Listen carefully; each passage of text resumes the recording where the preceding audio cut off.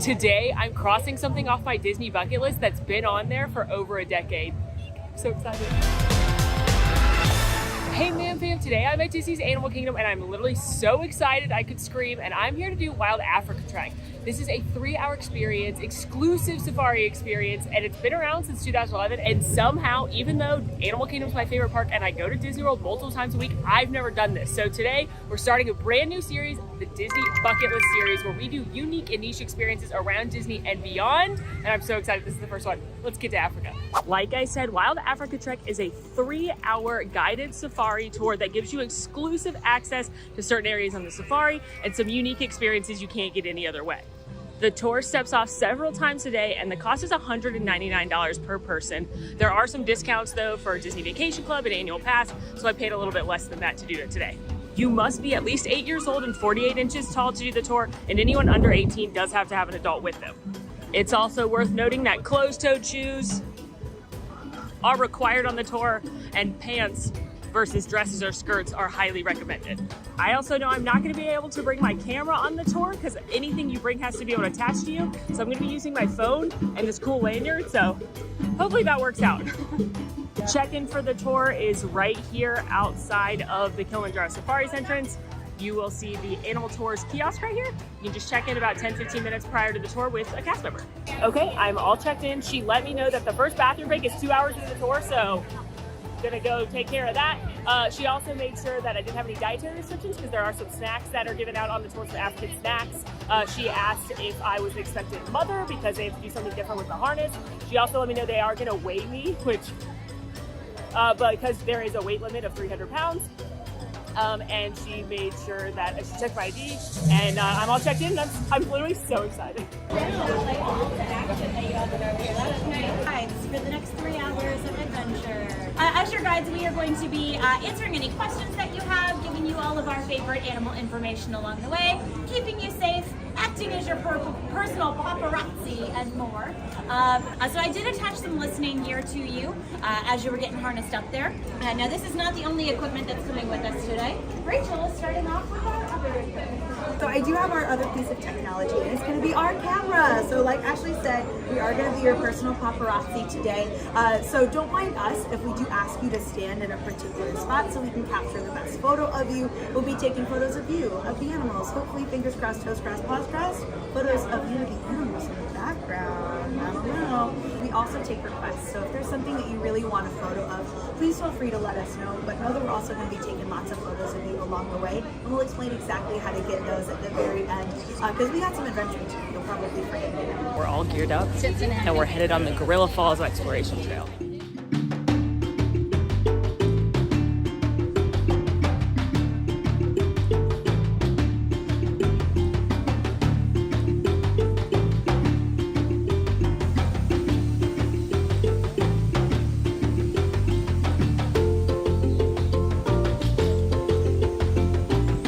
Toured through the first part of Gorilla Falls Exploration Trail, and we learned some fun facts, and now we're headed off on a private trail.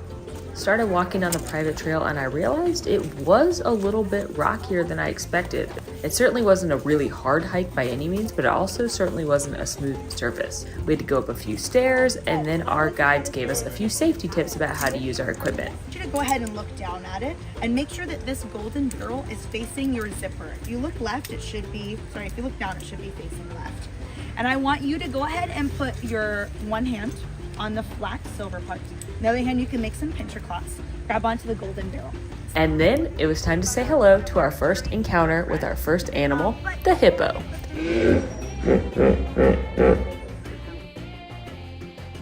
We clipped into some safety bungee devices and then were allowed to walk out on an overlook in the hippo enclosure. It was really cool overlooking the water. There were 2 hippos in there, and one of the animal keepers came in and called the hippos over using a bucket. She banged on a bucket, and one of the hippos decided to come over and see if he could get some snacks.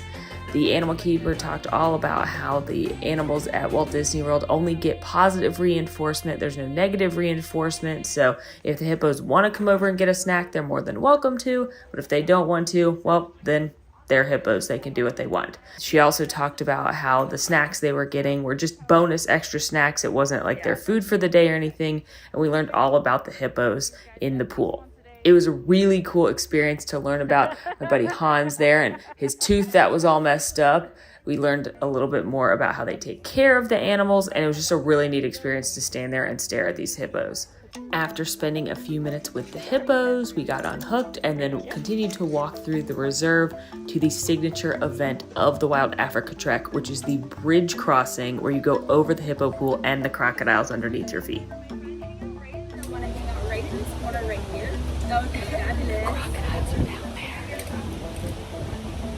We just got up close and personal with the hippos, and now I'm looking at a bridge, and it's going over croc territory.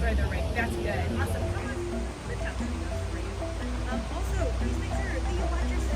Awesome. That beam also extends to our bridge.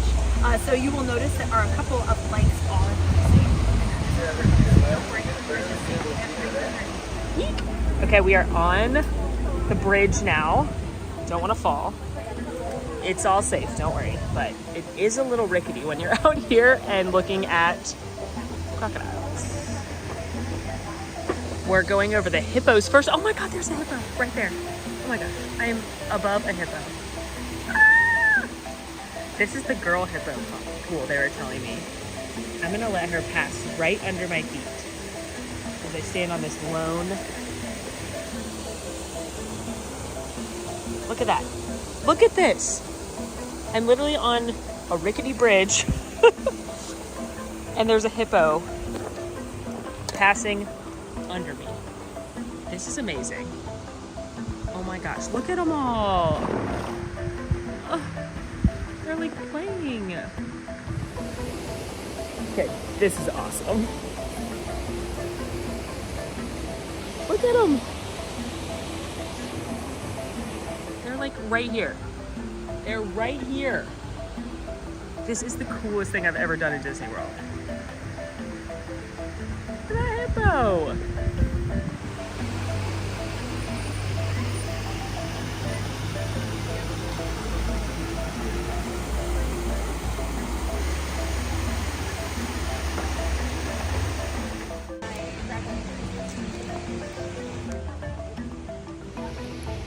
Okay, that was like the coolest thing I've ever done in Disney World. All the hippos were like going right under. It's so beautiful.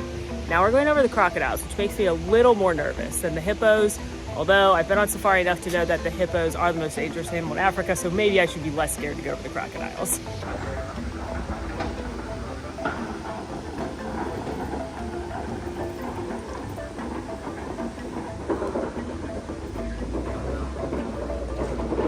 After the bridge walk, which was amazing, we got to get up close and personal with the crocodiles as well. Well, not too up close and personal. We were bungeed in just like the hippos, and don't worry, you're completely safe. They cannot get near you. We had an animal keeper come talk to us, although we didn't get to watch a feeding demonstration with the crocodiles. I'm assuming that's maybe not as pretty or family friendly as the hippos, especially considering guests on the safaris drive past you as well. We learned that all the crocodiles in the animal kingdom are male because they don't want any little baby crocodiles right now. And because they're all male, sometimes, as boys do, they get in little scuffles, which is why a couple of the crocodiles had some battle wounds you could see. We learned a lot about how they care for the crocodiles at Animal Kingdom, how they've updated the habitat to add more water or add more beach so that the crocodiles are all happy. And it was really interesting. Crocodiles are an animal that do terrify me. Yes, I'm a big fan of sharks and snakes, but I am terrified of crocodiles. However, it was really, really cool getting that up close and personal with them and learning more about them. I don't think I need to get any closer though.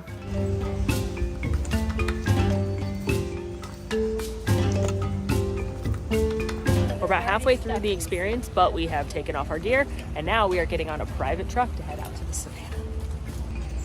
Hello, Jumbo. If you're going to give yourself an that are what we're going to call Disney real, that are out here. So things like the termite mounds, rocks, fallen logs, all of those things are hiding other things. So I'm going to see if anybody has any guesses on any of those things as we come through. Collie cows are our only domesticated animal on the savannah, but you would still find that features these guys if you want to know more about them. There is an episode on season 1 though. Today you might get a chance to see our 2 spotted hyenas, when the dogs go inside to get their dinner and go to the exact same time. So a lot of times people will come on and think that those are the hyenas. No, we got some of our Maasai giraffes who are coming into view here on the driver's side. Springboks are the third fastest land animal, so they are very quick. Of course, number 1 is the cheetah. Does anybody know what number 2 is? The pronghorn antelope out west. Hi. And they do have to fully go over and stick their head in and check it out to see if any grain is dropped. And it does happen at different times every day. But they do usually prefer puddles in the road. You know, what can they do? But that is a giraffe height drinker there for them. My favorite. Yeah, and this giraffe standing right next kind of a foot. They're so pretty. Bird closet. Yeah, very nice video about bird closet. Hello. Anybody else seen the Magic of Disney's animals? How do you tell them apart? That is a loaded question. With Kenya though, it's her mane. I look at her mane, it is stick straight, almost like a razor blade's edge sharp. And it's longer than everybody else's. Giraffe who's crossing the road right now, I can just tell by her face. Like, she just has a different face to me, so, but yeah.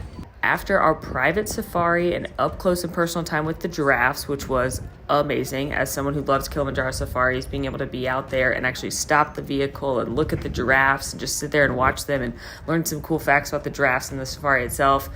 We drove up to this beautiful boma that only a few guests get to eat at every single day, and it had an overlook where you could see the giraffes and the wildebeest and the other antelope, as well as the flamingos and the elephants. It was absolutely stunning and so peaceful, and it's places like this that truly make you forget you're in a theme park when you're in Animal Kingdom. This beautiful boma is also where we got to enjoy our snack, but it was actually pretty hefty. I considered it a nice light lunch. We each received a tiffin, which is an African word for lunchbox. Yes, that is why the restaurant's called that. And it was double layered full of African snacks. We also got to choose a beverage. There was water, there was the famous pog juice or jungle juice as they call it in Animal Kingdom, as well as tea since it was a little bit chilly this day. Inside our tiffin, there were quite a few options. There was prosciutto and mozzarella, as well as some fresh red pepper hummus that's made in-house every day with some pita, as well as an olive and pickles salad. And then in the other layer, there was some tandoori shrimp with onion and cucumber, which is called kojambari. Sorry for my pronunciation. There was a fruit salad with a light glaze. There was also a harissa chicken salad wrap and a dessert bar. All of the food is made at Tusker House, fresh every day just for the tour, except for the granola bar, which was made by Tiffin's.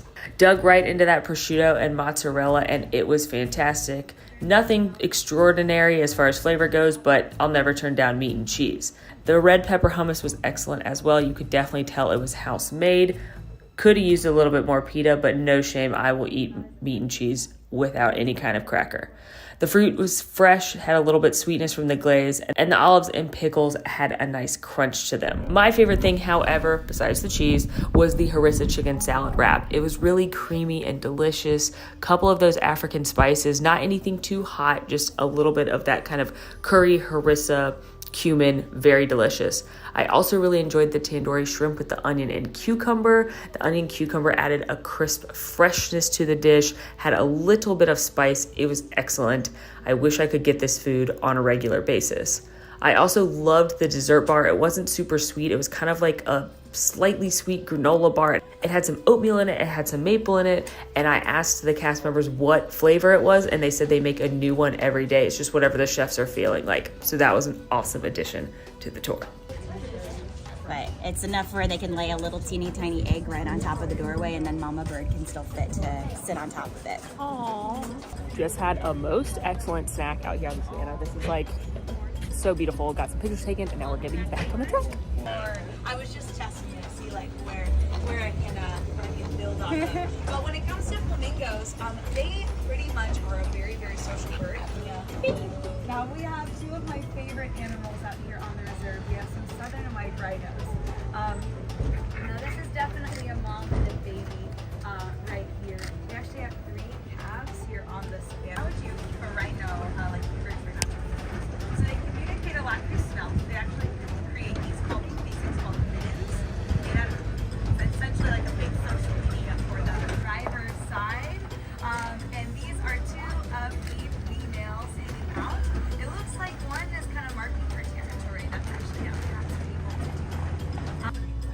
She might have some enrichment in this rock right now. I think she really found might have something. shit right there. Maybe.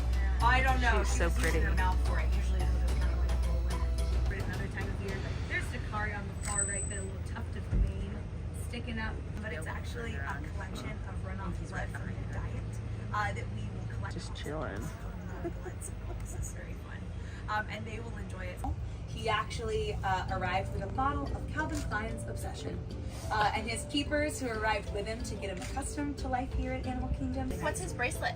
That's a great question. I'm so glad you asked. He's all across the nation with different rhinos, and we're tracking how they use their habitat, when they're most active.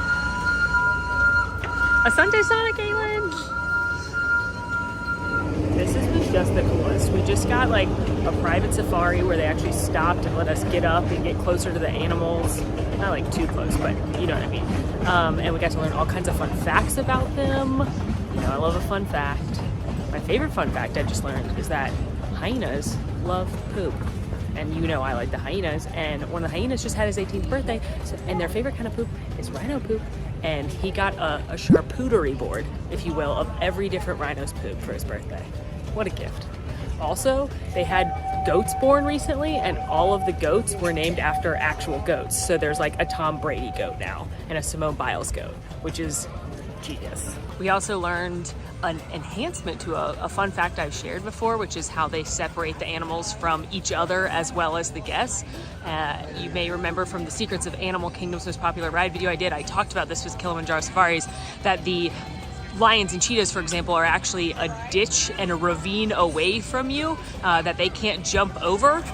So that way they can't get to you.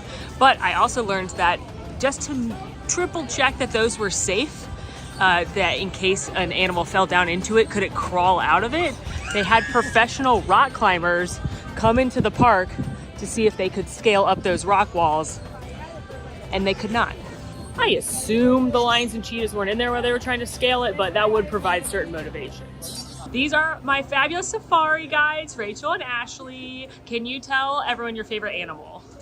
Spotted hyena Good answer. and a southern white rhino. All right, that's still a good answer, but I do like the hyena better. Thank you guys, it was so much fun. It's our pleasure. Yeah, bye.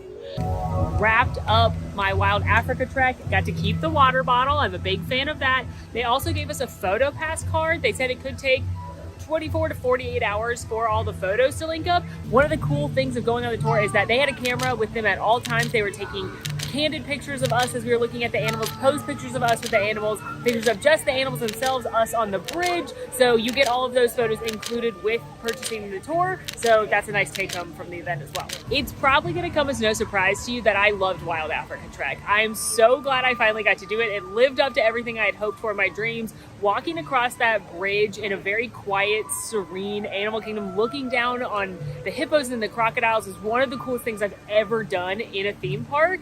Plus that meal out on the Boma was really, really good. I'm sad I can't get that food anywhere else. And it just felt very surreal and very much like you were in another country. As someone who's been to South Africa and won't stop talking about it, it felt very much like you were truly out in the wild with the elephants and the giraffes, and it was really lovely. Our guides were excellent. They knew tons of animal facts. They were very funny and like very good tour guides. Plus having that small intimate group, it was only about 10 of us. You really got some personal time talking to the guides. The safari was amazing because they would stop and let you take great pictures. It was really, really a cool experience. All of that said, I know it's a very expensive experience at $200 per person. That's a lot, especially if you start adding up multiple people in your family. And I don't know that this is for everyone. I'm clearly the target market for something like this. I love Animal Kingdom, I love wild animals, and I am lucky enough to come to Disney World all the time, so I was ready to do something new and exciting that I'd never done before. If you've never been to Disney World before, I don't know if this is an experience you should do. It's 3 hours out of your Animal Kingdom day that you could be seeing Festival of the Lion King, you could be riding Expedition Everest, Dinosaur, going on Kilimanjaro safaris. However, if you are someone with, especially older kids, I would say, teenagers, adults, if you like shows like The Magic of Disney's Animal Kingdom, which, side note, we actually saw some of the giraffes that were on the show and I was like a little starstruck by them. But if you like National Geographic, if you like safari animals, if you like new and different experiences and you've been to Disney many, many times, maybe it's a celebratory vacation, I think this is a really cool experience, and to me, it was so fun, and it was worth the experience for me. Everyone in my group seemed to have the same opinion too. Everybody walked off of that just enamored with the experience. Well, that is a wrap on the first episode of our new theme park bucket list series. Big thank you to the team at Wild Africa Trek, Ashley, Rachel, Caitlin, Dominic, Jason. You guys were awesome. You totally made the tour so incredible. So big shout out to the cast members over there. What other theme park experiences do you want to see us do as part of our theme park bucket list? Let us know down in the comments. In the meantime, friends, make sure to rate, review, subscribe, follow us on social media. And until next time, friends, I'm Molly, and it's been so incredibly magical. Now go watch The Best Kept Secrets of Disney's Animal Kingdom. Bye.